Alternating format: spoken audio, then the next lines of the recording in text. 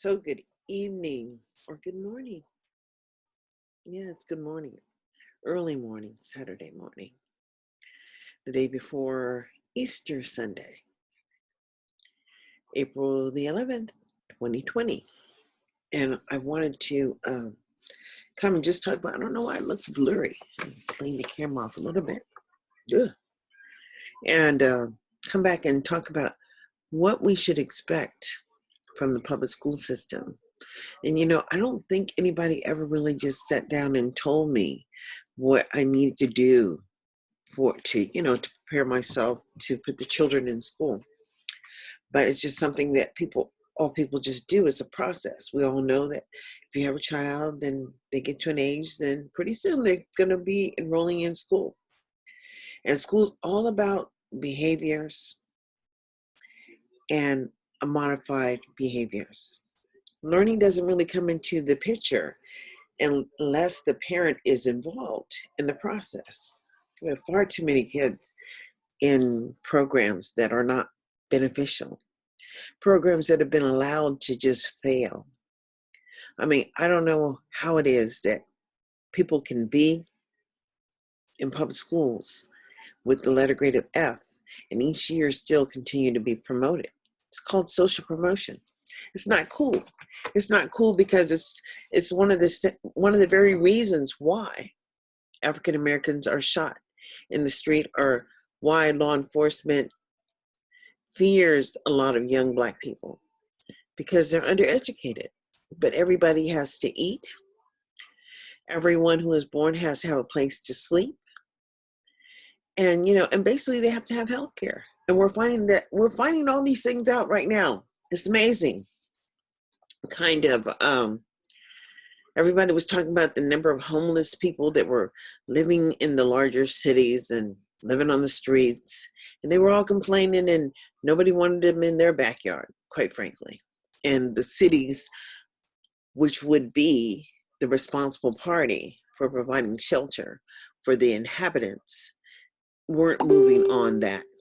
They just weren't moving forward with that.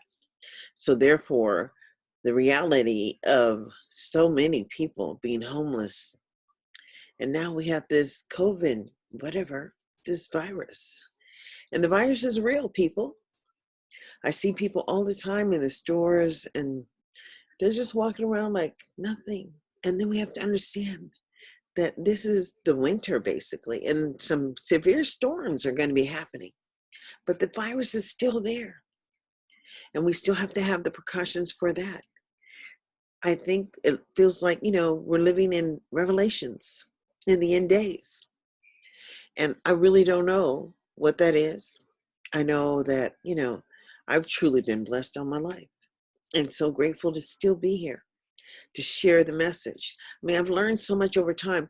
Believe me, I always want to talk about education. My son says, education, education. He used to say, meeting, meeting, meeting. That's all you do is meeting, meeting, meetings. But, it was important to me to understand what was going on and how. And I did. I used to go to all kind of board meetings. I might share a couple of those when I start sharing later on in this video of my attendance at governing board meetings. But nevertheless, I'm going to start here and share the screen. I want to read a little bit and talk a little bit about early services. So, share the screen. And this is where we're going. See, this is a website. It says the Cell for Early Literacy. They have a Facebook page. They have products and resources for parents. These resources are for coaches, librarians, research. If you're looking for, evidence-based papers that talk about how services really work, but you have to realize that, this information is being presented to you by the federal government. And, they have all kind of resources to help ensure that all children have access. But you have to know that it's a personal responsibility to get that access. You know what I'm saying? We all have to understand that we have to share the personal responsibility to ensure that access happens. I had found some This actually is a first grade baseline evaluation tool. And this talks about all the things that by the first grade children should have. So let's see. The first grade baseline evaluation tool is an optional tool that can be used at the beginning of the school year to help teachers get to know the reading and language skills of each student. The evaluation is composed of 7 screenings. Teachers may use this entire evaluation or choose individual screenings, and they may find entire evaluation tool or chosen to use other things, whatever. Get all twisted here, I'm tired. But the information can aid teacher in planning, for the students' success, basically. You have to realize these are some of the things that this is what first grade is supposed to address. Letter identification, sound identification, phonic awareness, sight word identification, dictation, reading comprehension, and listening comprehension. And so, as you go through the first grade, these are, this is what they're screening for. And by the end of the first grade, it's just show the student the letter, sound identification, student form A. Use a piece of paper to cover the letters except for those in the first row and point to each one and say, what letter is this? And what sound does it make? And students are supposed to be able to do that. But the problem is that we have far too many children who have behavioral issues and they're acting out in class and the classes are large and it kind of like, they start sending kids out early. And you know why they're sending them out? Because they're not paying attention, really. But each day as child is not in the seat listening and learning, they're getting further and further behind. And guess what? There is no catch up. There is no catch up in America. If you're behind, then you start going on this track of being far below basic and below basic and below basic and below whatever. It just means that you're not at grade level. And each year they promote you, but you're still not at grade level. And there's no requirement in the law that they be mandated to get you to grade level. So even when you graduate, we have so many people being in public school system for 12 years who are not reading beyond the 5th and 6th grade level. Seriously. Let's realize that the level of participation for oversight for the public school system belongs to the people. And who are the people? Oh, look in the mirror. Have you looked in the mirror lately? Did you understand, like when you had a child, that, a part of the oversight process for the public school system is a responsibility of the parent to ensure that education is happening? Because nothing is free in America. And it is going to impact you later in life if you don't get a basic education. And so, there are lots of different ways of learning different skills and many different ways to be successful. And everyone doesn't have to be a doctor or a lawyer but you have to have some way to access the resources. And you have to understand what you're reading. And you have to know how to ensure that if you have children, that you can provide for them. You have to start thinking about those things before you have children and take on that responsibility. Because, I've been to so many places where a lot of poverty people in poverty, and not all of them, but there are a lot of them that don't have any basic skills, and they refer to their children as little MFs. And get over here before I knock the S out of you. Come on now. That's what the kids hear all day. So don't think that they don't go to school and transfer that same behavior that the parent is ill-equipped to raise them, basically, and then they demonstrate that same behavior. So I don't know what we expect as a people if we don't start getting to the classroom. Well, we don't have to anymore, right? This is a blessing. This is such a blessing for Black people, because now you're going to have the ability to utilize online resources to try to understand where your child is, and then utilize resources to help build skills. And it's going to be, a personal responsibility, basically, because because simply, everything you do and everything you have access to is going to be based on your ability to drive yourself to task completion. Because if you don't complete the task, you can't move forward. It's just like in all of the games: don't pass go and don't collect $200, go directly to jail. And so many people go directly to jail or 6 feet under. It's real. It's kind of like this virus thing. They say stay in place, shelter in place. And that means stay away from large groups of people.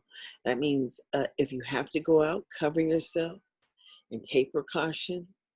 And know that this is real shit. It's real. People are just dropping dead everywhere. And it's taking people out in such a quick time frame, killing people. So it's like, it starts to attack the body, then the body starts to attack the virus, and then pretty soon you're drowning in it. Phlegm, gross. Ugh. But anyways, back to what we were talking about. The letter sounds and word identification. And, it's colors. They learn their colors, what the sounds look like, and how to write their names. You know what I'm saying? This is all first grade stuff. And, this is what your child should be able to do at the end of first grade. But if your child is not, that is the issue here. Because I've worked with so many families, and the real deal is that they're not at grade level. And so every year, the offer of FAPE is just the curriculum. It's just, the textbooks. Now, how that child accesses that work in the textbook is supposed to be the work of the committee, the IEP people, the team, or the student study team. They're supposed to be talking about measuring the benefit of the additional services if you have a child with a disability, and how that child accesses the curriculum. But if that's not happening, and you're a parent and you're just allowing a child to go through the system with failure, might as well be tattooed on their forehead. They know. That's why we have so many young people who have no hope, who are committing suicide. Let's get real. We, the people, need to wake up. And especially, I come from California. I come from Sacramento, California. And African-American kids in Sacramento are not faring well. But I came here to Nevada, and excuse me, and African-American kids are not faring well. But then if you go to, the United States Department of Education, well, it's a real issue. But this has been an issue for far too long. And it is an issue simply because not enough Black people are having a conversation as to why they should be there, ensuring that access happens. There should be no child in the grade who cannot do the work. And there should not be children in grade levels like 8, in the 8th grade, who are doing 5th grade level work, because access will never happen for the 9th grade. I think we need to rethink about what education should do. And we should expect the student have the ability or basic skill level to ensure that access happens. For life skills is what we're really talking about. But anyways, this document is, I want to say, let me see, I don't know how many pages it is, but these are all the things. Reading comprehension. The dog sits in the grass. Which picture is the dog sitting in the grass? The child has to be able to identify that. And guess what? Some kids don't know how to follow instructions. So, excuse me. So if you have a student who doesn't know how to follow instructions, then they're off task, and their behavior is impeding them from being participants in the classroom that get sent out. Come on now, this willful defiance stuff is real, true, but children have a right to learn the task, and they have a right to, and parents have a responsibility to ensure that they understand the process in which the student completed the task or attempted the task. Because if there's a problem there with the way the student is processing the information in which they were requested to do the work, I mean, all people learn differently. So we have to accept that. But as parents and community members, we have personal responsibility to ensure that we're working with the school site to ensure that those children are making progress, because really it's affecting our workforce. I remember back when I had my youngest son, so it's been more than 20 years, but what they had decided in Sacramento is to not take any more entry-level positions. No more entry-level jobs were going to be offered in Sacramento, simply because the children in Sacramento were not graduating at a proficiency rate in which they can move into these entry-level jobs. So they just moved them. I mean, certain places across America are doing the work, but it has to do with the level of engagement that the community expects from the public services. Because after all, we're only talking about the use of public funds and public policy. We're not talking about law. Because if we were talking about law, there would be a process in which we could demand, that they implement the law. But even if you understand that there are rules that they should be governed by, some people have made up their own rules, and they do what they want. And they do it to people who don't show up. They do it to people who don't stop them. I mean, there's a process in which you stop people from doing certain things to you. So, anyways, it just goes on at the end pages. I guess there's only 20 pages, but at the end, it talks about, the basic level skills and the baseline and where the student was.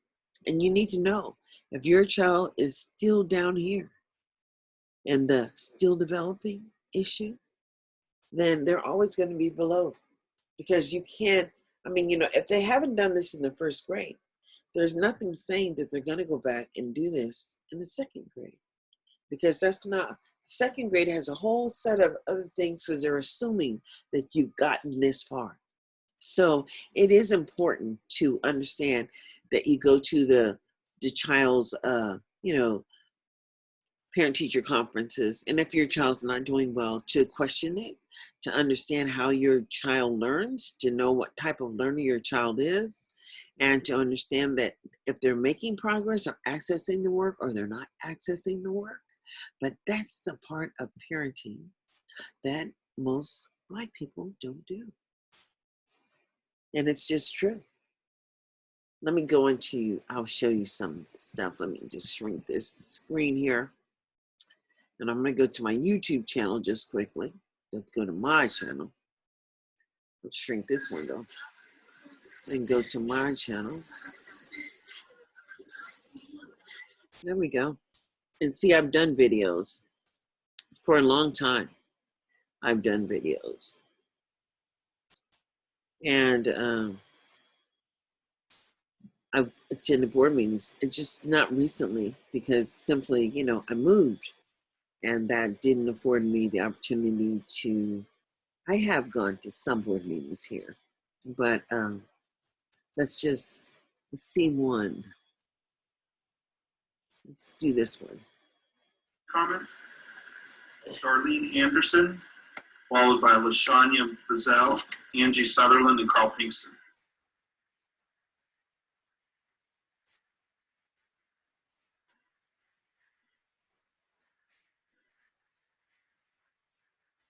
Welcome.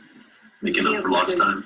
Yes, Darlene Anderson. Okay, let's see. The LCAP was basically created because California had a large failure rate in minority communities with children and homeless and special ed, and it gave the district a way to utilize funding that was Title I, and now it's all moving towards the LCAP process.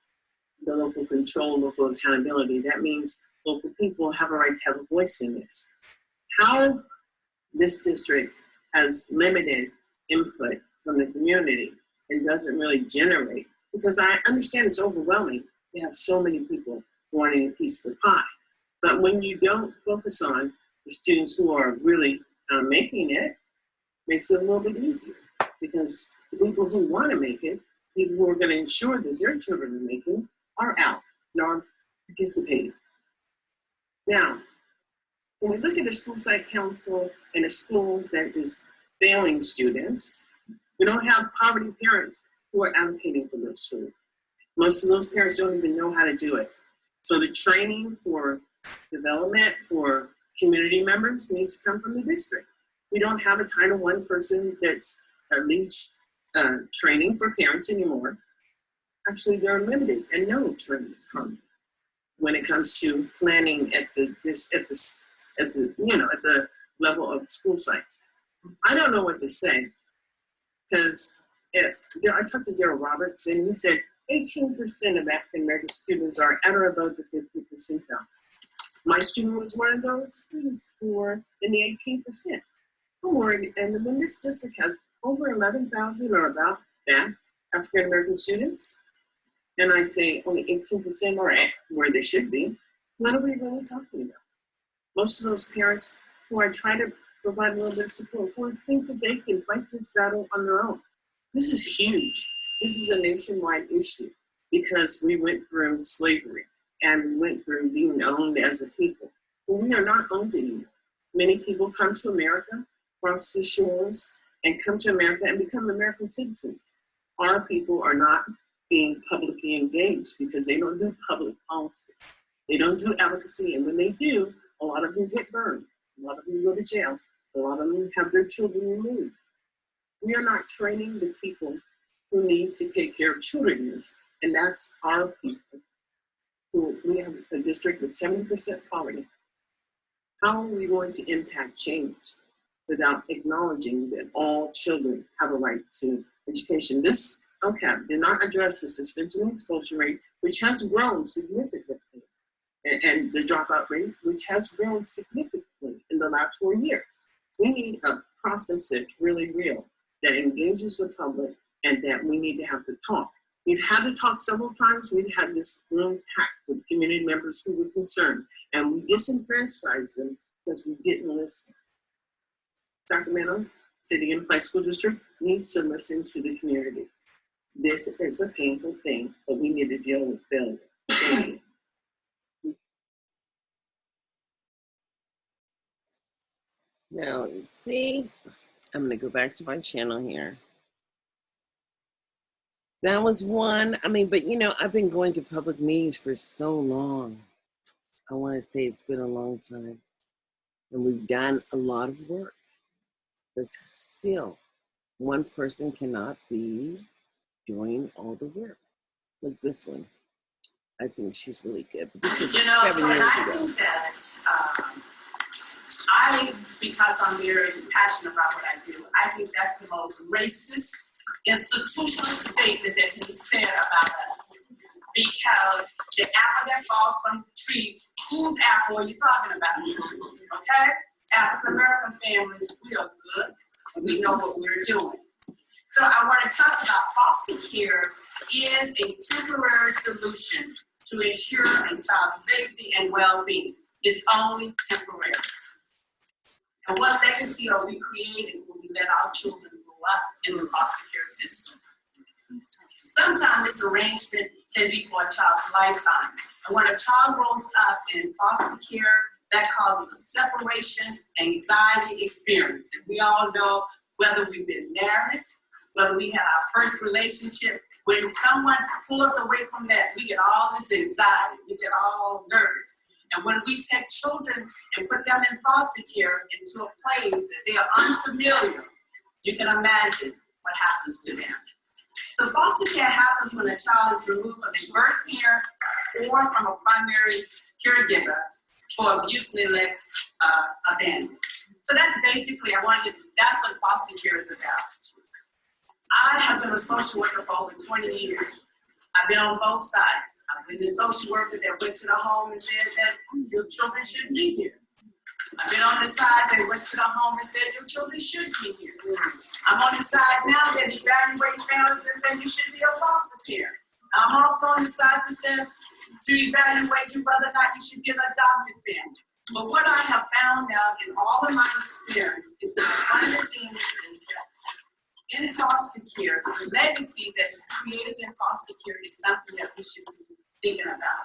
African American children are overrepresented in the foster care system. Yes. Mm-hmm. They represent 24% of the children in foster care. 5.8% of the children in California are African American. That's a high overrepresentation. 5.8% is how many children? That's the percent of the African American children in California. But when we talk about foster care, it's 24%. There are over 12,000 children, African American children in California foster care system. And because there's over 12,000, there's enough of us that can take one child and make sure that child is not in the foster care system. Single African American mothers are at high risk of having their children being removed from their care because of the high stress factors and the responsibilities related to raising their children with limited resources and support. We have to support our single African American mothers. Yes, we have single African American fathers, but usually the social worker is not going to take those children from them. They will take them from us, from the single mothers. The re-entry rate for foster care for African American children is higher than any other racial group. They return within 12 to 24 months, and that group is infants, preteens, and teenagers. Some of the risk factors that causes our children to re-enter into the foster care system is that the child's behavior is out of control due to the anger from being initially placed in foster care. So you remove me from my home, and then you tell me I can go back home. And you do not provide any services for my family. So the child is angry. So we know what happens when we're angry. Those things happen, and it's not appropriate, and those children return back into the foster care system. The age and gender. African American boys return back to the foster care system at a high rate. Infants return back at a high rate. Mental health issues, learning issues. Some of the other things that happen is unmet needs of family. Grief, the social environment. The children go into foster care and they return back to their family. Those families need resources to continue to maintain their children in their home. Depending on what's going on with the family, if the family is a unit, the child does very well when they return home. But if the family is not a unit, what happens when we talk about the unit for our families? The unit is how we can gather around. If I'm unable to have my cousin with me, maybe my sister can, maybe my grandmother, maybe the mother at the church who's has been perceived as a relative can take the child in. So we need to think about that. I want to try to give you a historical review of the foster care regarding African Americans. It was not until the mid-20th century when African American children was included in the public child welfare system. When the public child welfare system started, they excluded African Americans. Foster care began in 1853 with the orphan train movement in New York. And by 1911, Illinois was the first state to mandate that a mother could receive cash assistance, and they were called deserving mothers. You can read between the line on that, deserving mothers. The impact of foster care, and we look at it, is that research from all across the country states that children in foster care who are placed with their relatives are just as safe or safer when compared with placements with non-relatives. So that debunks the apple falling from the tree, right? In 2008, the Foster Connection Act became a law that required that relatives be notified within 30 days that they had a relative in the foster care system, and that reasonable effort be made to keep siblings together. Now, the definition of relative changes. In California, the definition we use here is an adult who's related to the child by blood, adoption, or anyone within the 5th degree. And sometimes we talk about non-related extended family members. Non-related extended family members mean those folks that are not blood connected, but you always thought that was uncle. You always thought that was cousin. You know that the mother at the church was always everybody's mother. So you are a relative too. So when a child goes into foster care, always remember you're a relative also. Now what they would tell you is preferential treatment. Preferential treatment always goes to grandmothers, aunts, and uncles. But if little Joe been calling you aunt, are you his aunt? Yes, you are. That's our culture. So the benefits of relative placement in foster care has a positive impact on our children. When we have relatives, when our children go into relatives' home, our children are less likely to re-enter the foster care system. Our children are most likely to live with their siblings, have less trauma. That's if they can get there.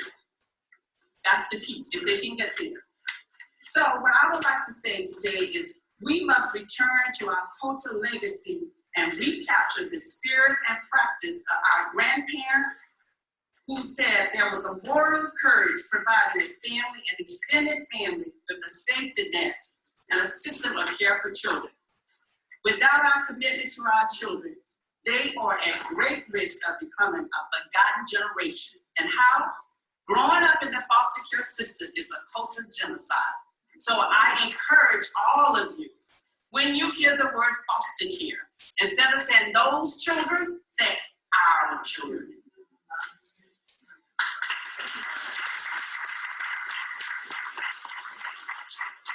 So much more. One thing I was listening to you said 58% African children here. It is 50%. 50% of them are African American. It's 24%. Now, I thought you said 24 in the foster care. Oh, I was talking about foster care. Okay, yeah. So 24% are in foster care. African Americans, 24%. Are you all listening to this? Are you listening to what she's saying? And I say this because I had a goddaughter. But you need me trying to be a pastor, and I said, okay, I'm not an aunt, I'm a godmother. That don't fly. I couldn't get insurance for my goddaughter because I was not a relative. And you just said it. I'm keeping her. She's staying in my house. Guess what? I'm a relative. That's right. And we have to know the right things to say. And it's not that we're lying, but you have to know the right thing to call yourself. Right. Because if not, you're not going to get any help. So I open the floor. If there are any questions of someone, please, now is the time. Yes. We're dealing with my daughter from Atlanta. We can see a lot of people going into fitness on those other babies. Who's going to do the counseling? If they take on those babies in those, the state are taking over. Who's going to keep their eye on those babies? They're going to pay good money. Now, this is going to pay good money. But who's going to be responsible for keeping an eye on those babies and telling those babies who they are? Now, some things happened to my auntie's kids, 16 of them in Salisbury, North Carolina. They was in the orphan home, and they grew up and they didn't know their sister brothers. So somebody's going to have to get into that and say, look, if you're going to adopt a baby, or you're going to take that baby to you as a state and take it from somebody, try to find out something about the baby, the people that had your baby, their bloodline. Absolutely. You follow the woman, don't follow the man, don't carry her. The woman carried bloodline. Where was that woman's name before she got married? You may be able to touch base with somebody, come in and say, look, that's our blood. Absolutely. Absolutely. Thank you so much for the comment. In the back there. Oh, I was just going to say, I was raised in an environment where we don't give up on them. They have issues, we have family members that have issues, but our kids stay with us, no matter what condition they're in. And I think that that's a generation, might be a regional thing. I mean, I was raised in Ohio, so we have that strong Southern thing going on. And so we just move around, and I'm an elder, and I'm just on guard for which one's got to move with me or whatever I got to do. But my question is, why do they why why do they take the children from the females opposed to the male? I think you said most of all it's a single man. What's going on with that? You know, it has a lot of reasons behind it. But one of the reasons what happens to African American females is because we're very vulnerable in the environments that we're living in as an absent male. And so when Child Protective Service enter into your home, you're usually at a low spot. You're usually there. And statistic tells us that African American mothers, not just African American mothers, mothers in general, are high abusers of their children because when they get frustrated, right, and then it becomes overwhelming, okay? So that's one of the conflicts that happens. With men, because they don't respond emotional like we do, so you don't see a high abuse among men and their children, where you see a high abuse among women and their children. And that's something that we don't like to talk about, but it's there. Yes. Yes. We moved here in 1971, and that's when I realized that it was a different culture because my dad was in the Air Force. California had its own culture. There were a lot of women who dropped out of school and got on welfare and had children. And those children had children before. I mean, they're great-great-grands right now. I'm not a grandmother. My son is 28 years old. And I find that, you know, that willful defiance that allowed the state to come in and support women, young women, also destroyed them because their children had children early and those children had children early.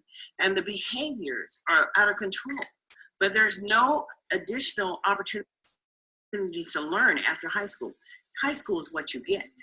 You don't get anything else. So there are no parenting workshops that are established in Sacramento for African Americans to help other African American females understand what their responsibilities and roles are as a parent.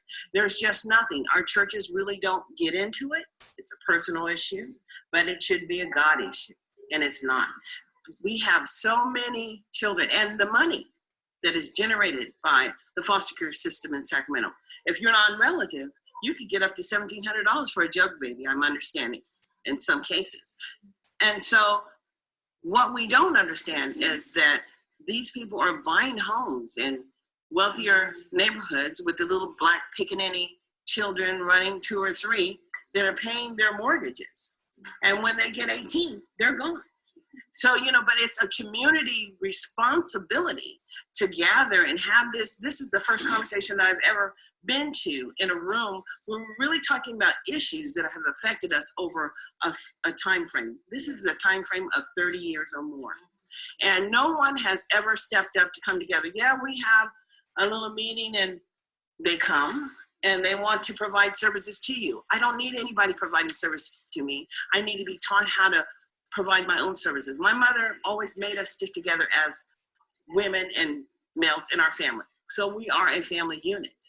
But most people are not family units. And so therefore, those children got left early, and those children got left early, and they are out there with no guidance, no support.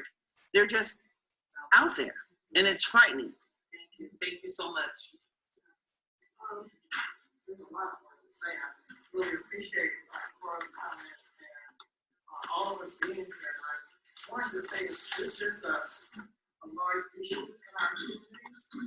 And when we look at the high number of Black children in the system, what I figured is that number represents that amount of money coming into the state, federal dollars. So if you look at it, if you keep it in the system, then that's guaranteed amount of money coming into the state for one.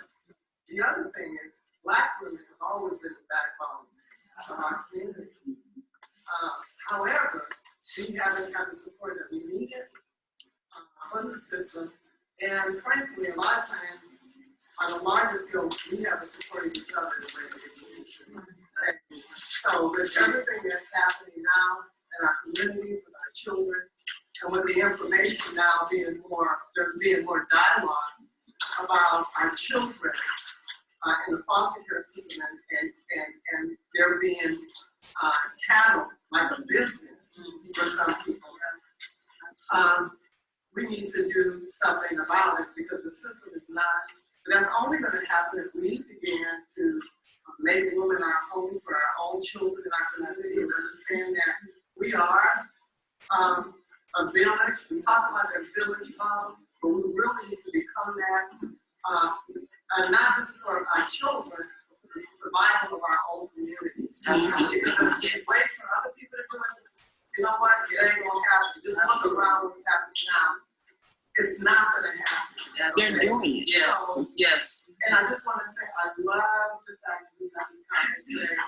But in my opinion, this building should be full. Right. And what that says to me is that there's a disconnect. We know sometimes families just don't get here, but we know there's a lot of reasons why they don't make it. But I think that we need to have more of a connection.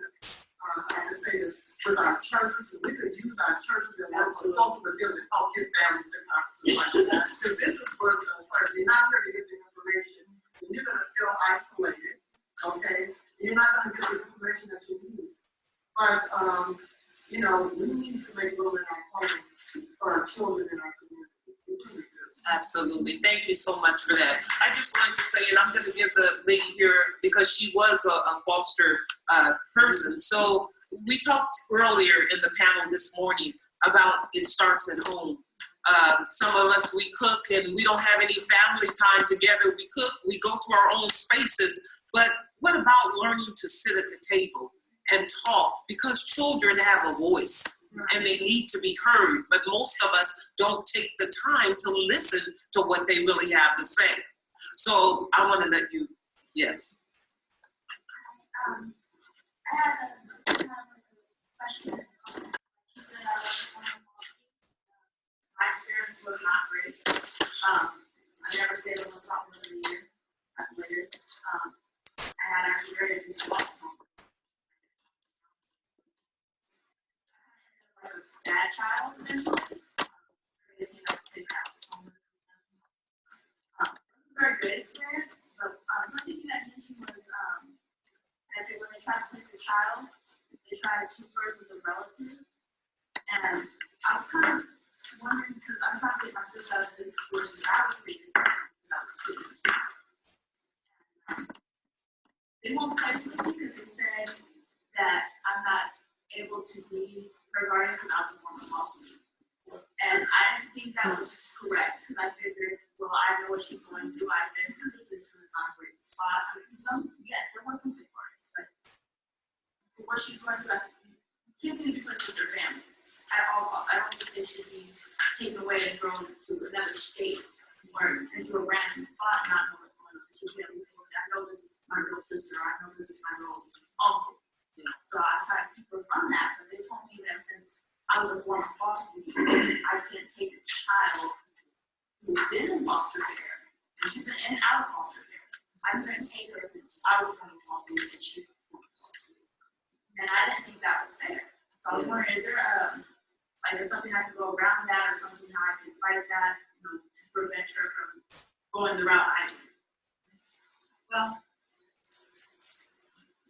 I'm a social worker, so I don't know everything about it. However, I never heard of someone couldn't be a foster care because she was in the foster care system before, because that's an active recruitment that agencies use. You was a former foster youth, you understand how a child was, and you had laws to that agree. So I'm not quite sure. Now, the law passed in 2008, and it says that relatives must be notified. And you're her sister, and preferential treatment goes to grandparents, number one, siblings, number two, aunts and uncles. So maybe I don't know what that is, but you can always file a grievance. You have that alternative, because that's what that was the whole purpose of the Foster Connection Act in 2008. And that act said that you had to notify relatives. Then it also included what they call family finding, meaning that if the child was in foster care in one state and a relative was in another state, that relative in the other state needed to be notified. So it's not that it stops in one state. Not knowing exactly what that's all about, but you can't follow rigors. That's the law. And sometimes you have to talk to people like that you know the law. It's the Foster Connection Act of 2008. What is important to remember, and I'm gonna let the missionary Judith. What you need to do is Sacramento County has it's a treatment team when you were in foster care.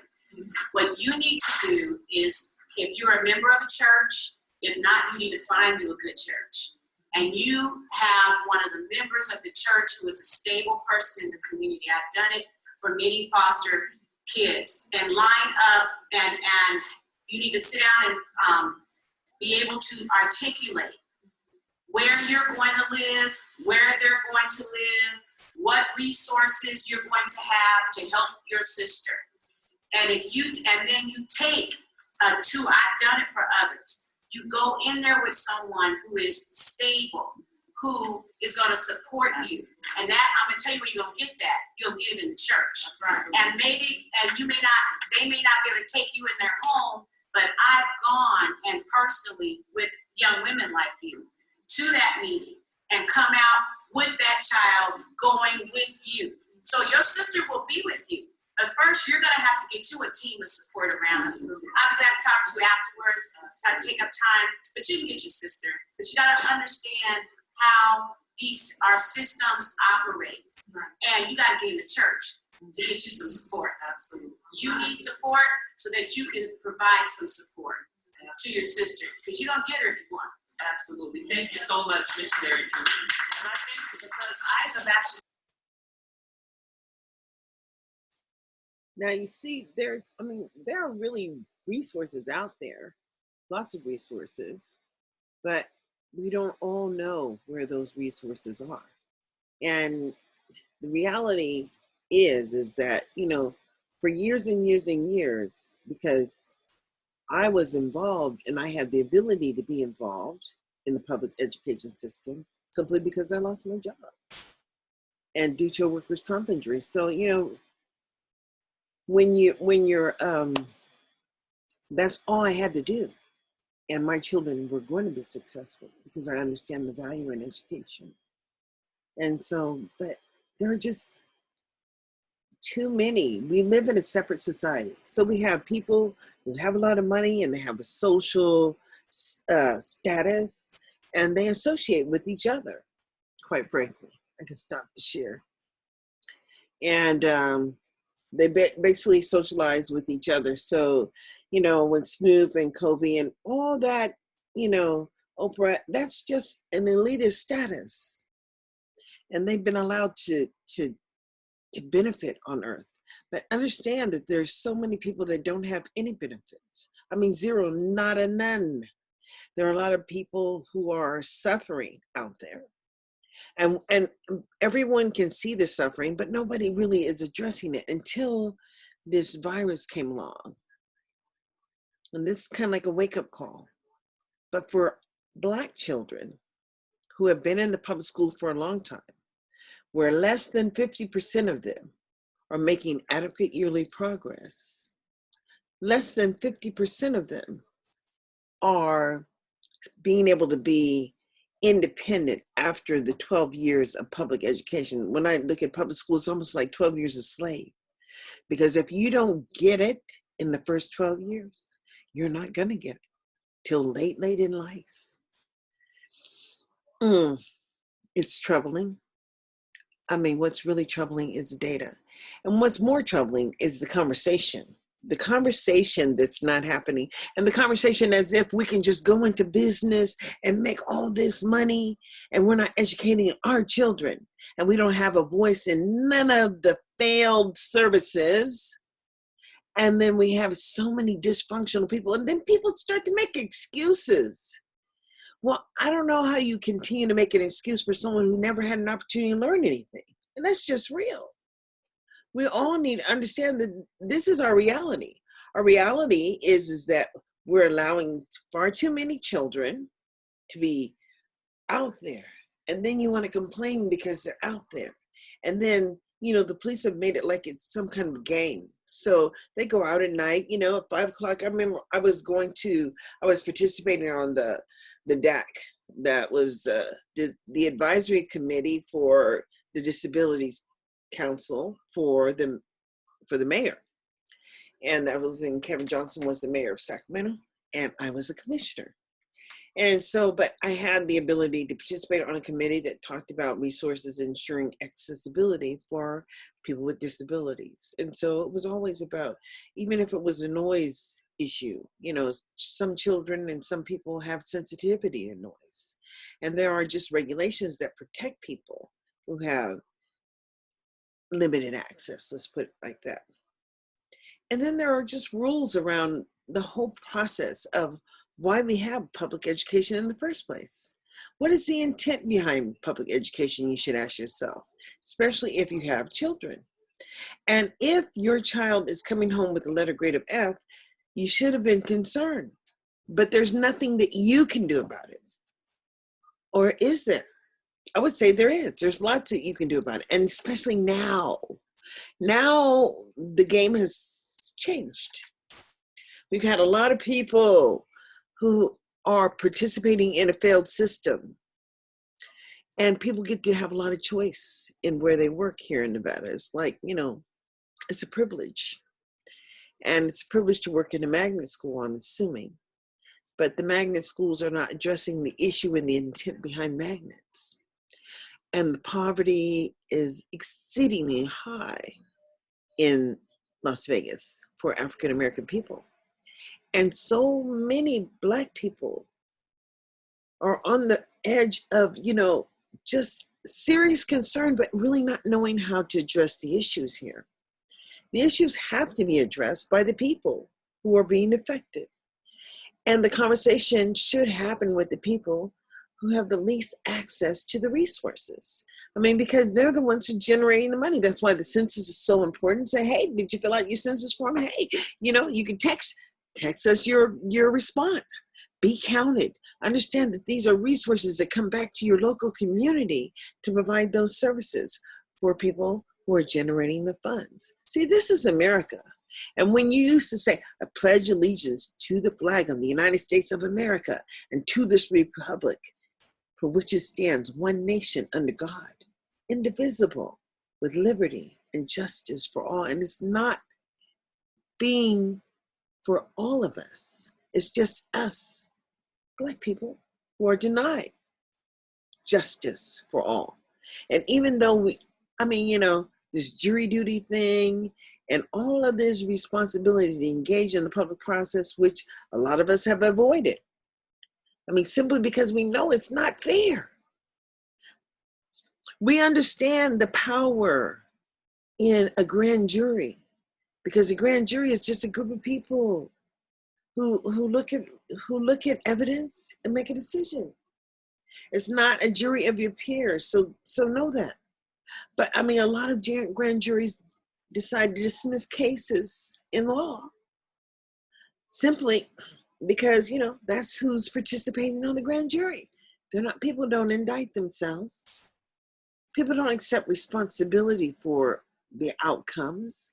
Let's get real. Why is Nevada so low in creating access and support for children in poverty? I don't understand. I'm confused, but hey, it's not a poverty issue. I don't know what it is. I'm trying to figure it out. It's got to be this issue right here, this color issue.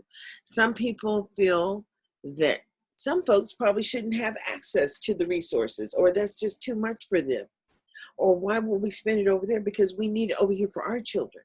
And, a lot of times money gets moved from the people who are generating the dollars to the people who are really not generating the money. And here, that's what has happened over a long time. Access to resources. And then we have all these alternative schools. They're like charter schools, but they're really not charters. They're alternative programs based on, there's so many kids that get pushed out of their schools because they're not where they should be. Quite frankly, their behaviors impede them from being there.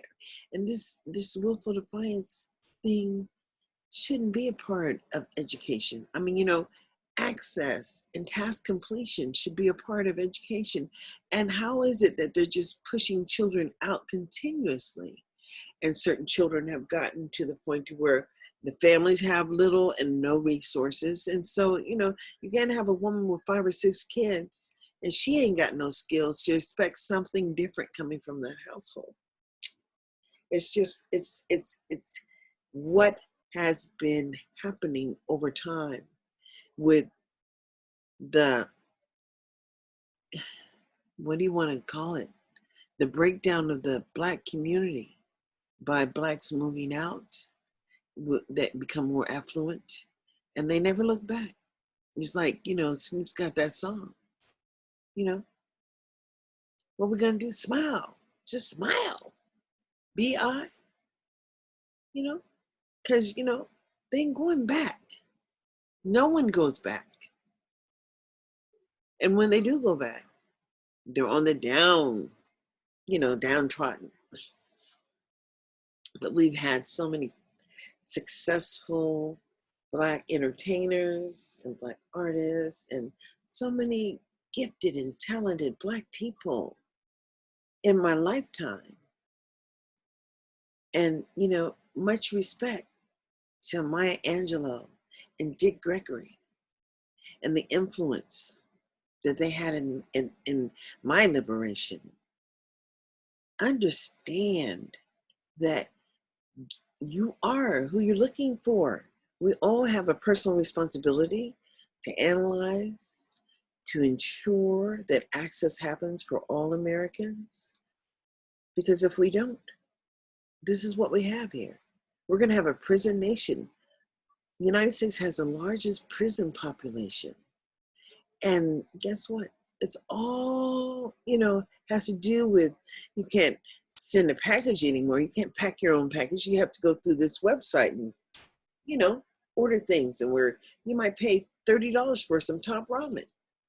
But then that transition, once the food gets into the prison, is different too, because they're all, we're talking about contracts, because the education system is full of contracts and contract providers and third-party providers, but so is the prison system. But what is a return on the investment if you incarcerate someone? Where is the justification? How are they being rehabilitated? And after all that time of housing them, what benefit do they bring back to the community? They're not forced to learn how to survive in a society. This is some dysfunctional stuff. We've come a long way to only go backwards a long way. And quite frankly, that's not what I thought when I was younger. When I was younger, I knew that everyone thought differently. So, marching to the beat of a different drummer was not a problem. But now it's a problem. And just understanding that I have the ability to do anything I want to do. Because over time, I've learned how to do a lot of things. And understanding that the influence of music and videos and movies and dysfunctional TV shows that show Black people in ways that most Black people don't live that way. A lot of Black movies I never even watched, simply because, who wants to see somebody being oppressed or being treated foul or knowing the inability to advocate for oneself and the denial of the voice? That's the basic right of a citizen, is to have freedom of expression, freedom to criticize the people that are being paid by your tax dollars when the services are not benefiting you. That's empowerment. Understanding the rules and understanding that we all have to live by the rules.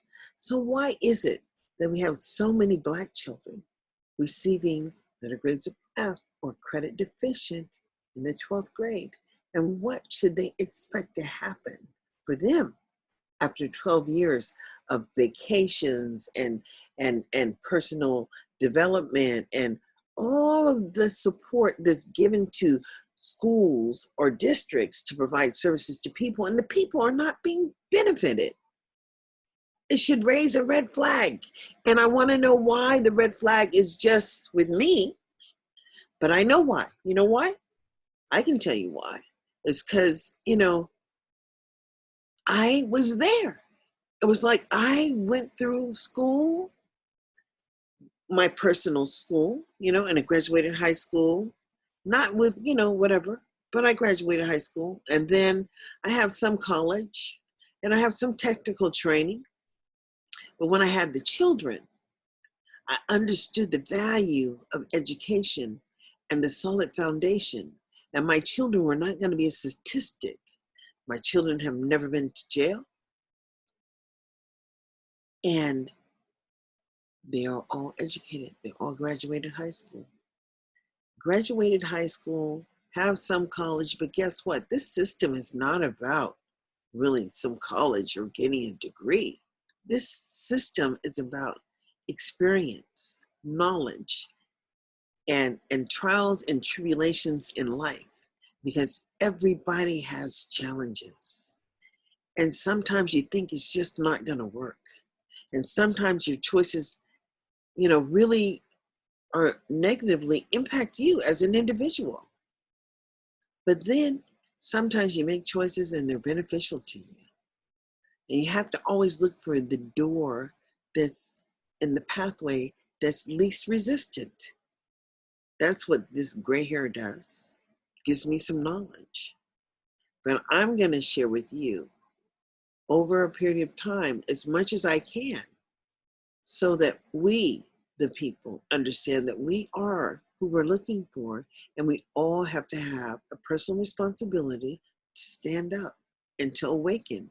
Know that when your child is below grade level, that means that they're not at grade level, and they could have stopped learning a long time ago.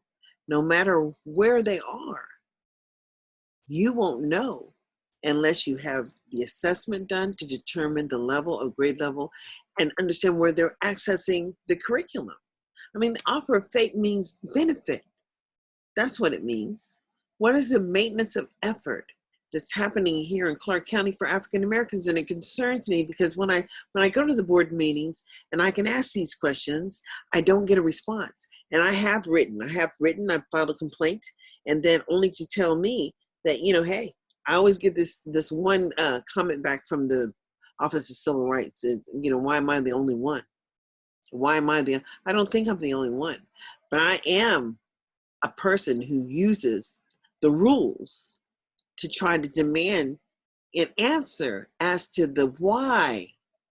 Everyone needs to understand that there needs to be an explanation as to why there are so many African American children who are far, far below grade level, are promoted without making adequate yearly progress, and who are credit deficient in the 12th grade. What was the offer of faith when your child is credit deficient? What are they looking forward to in the 12th grade when they know they're not going to graduate?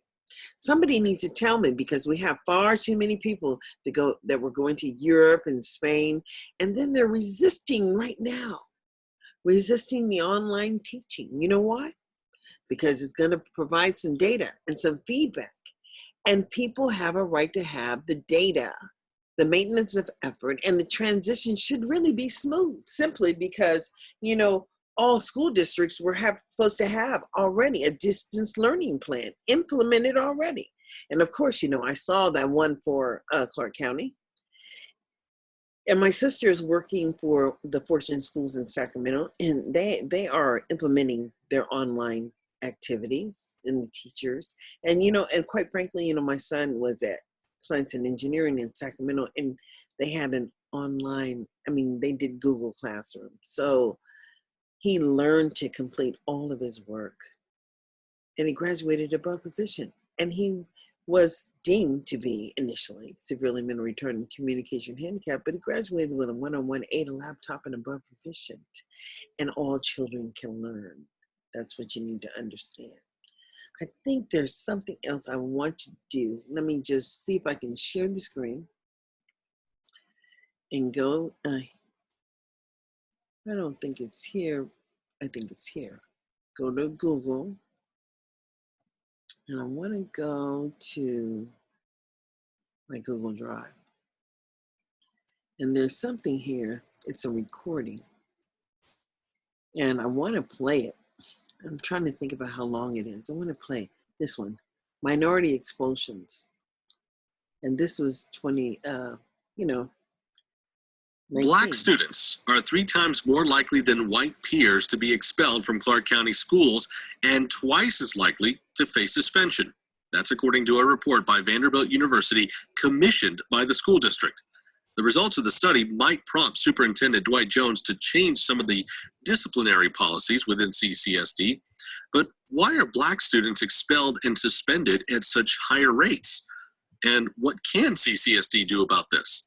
Well, Daniel Lawson is a law and education scholar at UCLA with the Civil Rights Project. He joins us now. Daniel Lawson, welcome to the program.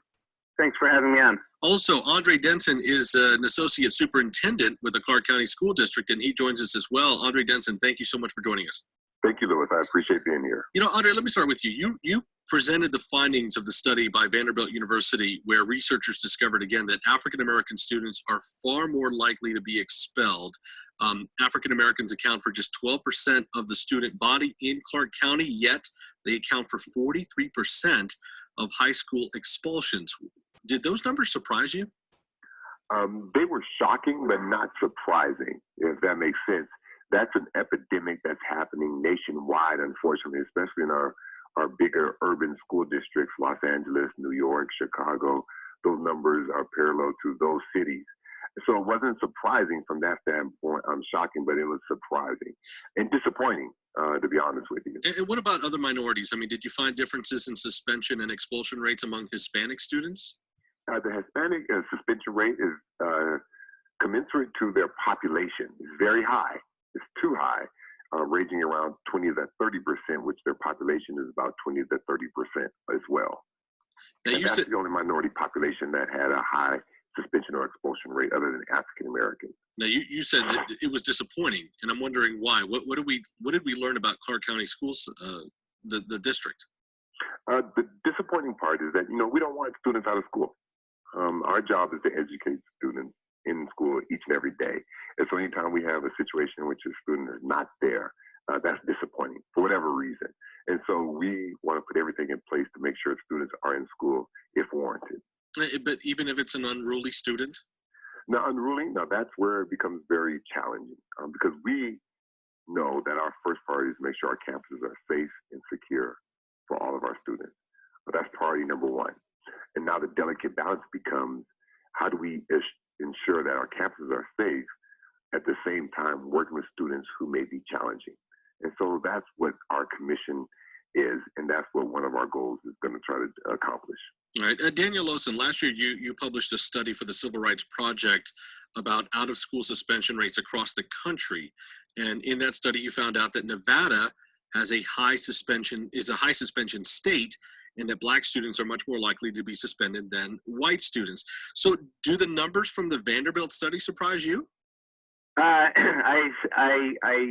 share the reaction that I'm shocked but not surprised, because we do see this as a phenomenon across the country. In Nevada, Clark County was the highest suspending district, especially, and had one of the largest racial gaps.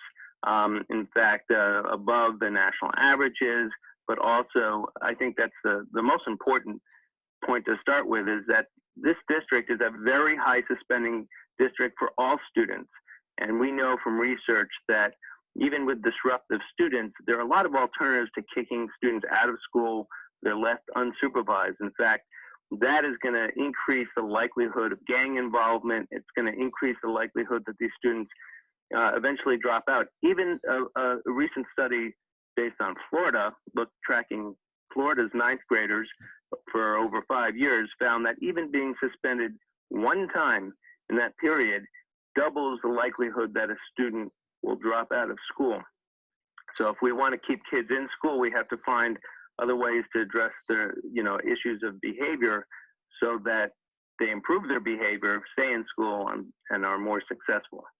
Teachers and administrators from CCSD, if we had any sitting here with us, would probably say that they expel the kids who need discipline. So Andre Denson, is that the situation here, where the majority of the kids who've been expelled and suspended disciplined on legitimate grounds? You know what? If the school suspended them, I'm going to say yes, it was probably legitimate and within the right of the principal to suspend the student. But I would tell you, as a former teacher, a former principal, and sat in that seat many a days, I agree with Daniel that we have to look at alternative ways of disciplining or consequencing students. Suspension works for certain situations. In other situations, we have to find ways to keep students in school, but at the same time, send the message that whatever behavior they had was inappropriate. And that's going to be the delicate balance that we need to try to accomplish with regard to supporting schools. Okay, I can pause that for a second. See, it's the expectation of the behavior. Because, if a child doesn't know how to do something, you can't expect that child to complete that task. And so the behavior is going to be off task. But public schools are supposed to be about transitioning to the next step. And what did they actually try to attempt to do to share with that child how to be successful? Because, you don't have to act out if you know what you're being told to do.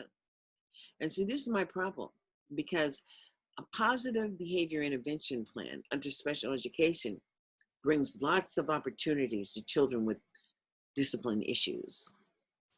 And so as a parent, you have a right to have a functional behavior analysis done to determine the level of support your child will need.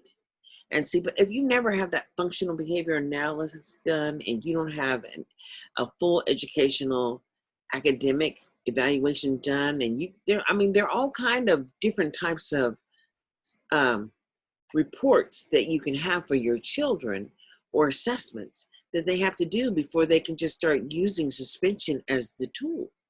And that's how Sac City actually got in a lot of trouble behind a high number of suspensions. And, but this is a problem across America. But you have to understand, this comes from slavery, because the plantation says compliance is an issue with Black people.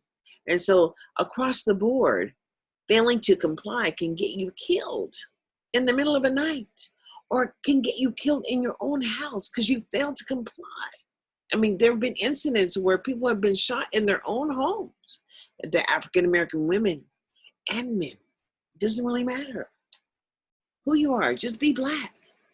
And so, as Black people, we need to be more proactive in ensuring that access happens, because we should be in the position where we're having great, large conversations about what's really happening to our people, because people understand people are making so much money on the neglected and delinquent, on the Title I children, on the children who are driving that money. And the professional development is implemented under the law, under IDEA. And so that's Individuals with Disabilities Act. 2004 required that people who work with children with disabilities have certain credentials or prove certain skills. Come on now. Why are we paying people to educate our children when they're not doing the work? That's what I need to understand. And that's what I question all the time. Why is this level of failure allowed to continue simply because we were Black in America? What is that? Should I think that Black people somehow can't think independently? I don't think that. All right, anyways, back to the little audio before I end the meeting.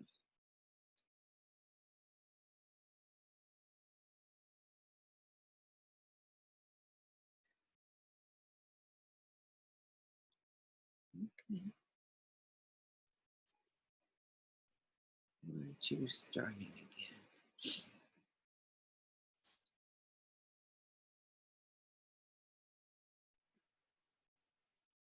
You have to go back for 5 minutes and 20 seconds. Right here.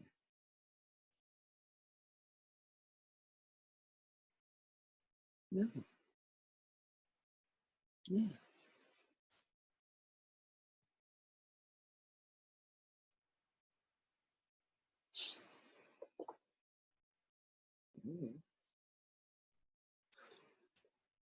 That shit open.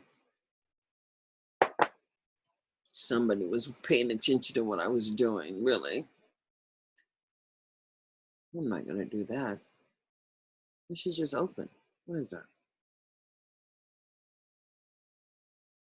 No. You're almost done. Click the green continue button. Won't be doing that.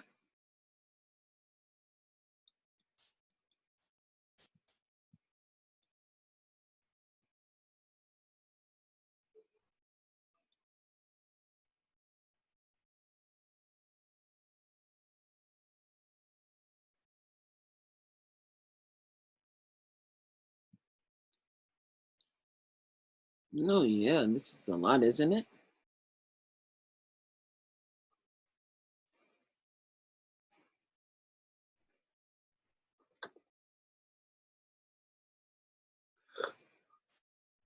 That's what happens when people are paying you attention. I want to be here. Push play.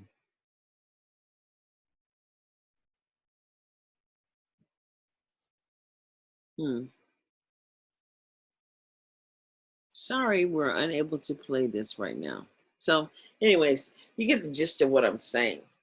Truly, you understand. There are other. Let me see. Let me stop this share.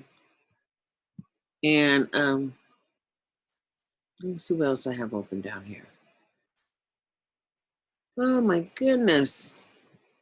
Nothing really. I looked at this too. This early childhood homeless. I'm wondering if I'm like, let me see. Let me see if I stop the share. Let me share the screen. I might have to share that screen, make sure I'm sharing it. Yeah. So anyways, and then when you go here and you just type in Nevada right here. And that's where Nevada will come in. You go here and it talks about for children experiencing homelessness under the age of 6, Nevada is saying that they're serving 4% by early Head Start. But, you know, I looked the other day and there was such a small number of African-American children who had access to early, 330. I mean, but there were thousands in the other ethnic groups. So it is a reality that our children are not in these programs. And so I don't know why they're not being serviced. And then behavior being the impotence of suspension, basically. Let's see. And I was only looking for Nevada. Oh, it's on page 38. That's what it's saying. Number of percentage of children under the age of 6 experiencing homelessness. Look at that. 20,000. Is that real? I don't know. Their data is really not reliable. I'll put it like that. Because their data is just not reliable because they don't really report the information.